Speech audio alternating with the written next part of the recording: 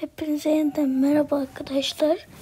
Bugün iPad 16'da nasıl şarja sokunca yani Siri ses çıkarır onu göstereceğim. Hemen başlayalım.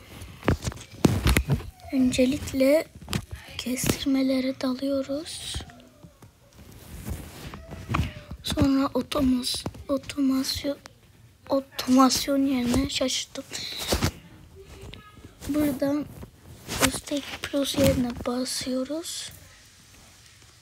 Kişisel otomasyon yarat.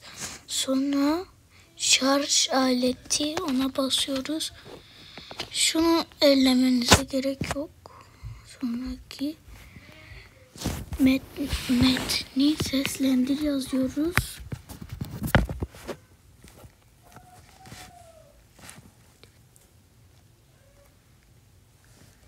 Hemen şurada. Evet. Şimdi buraya istediğiniz bir şey yazıyorsunuz arkadaşlar. Mesela ben şöyle yazacağım.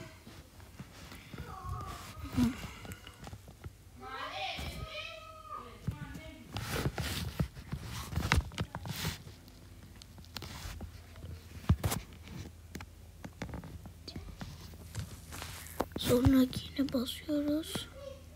Şuraya şunu yapıyoruz.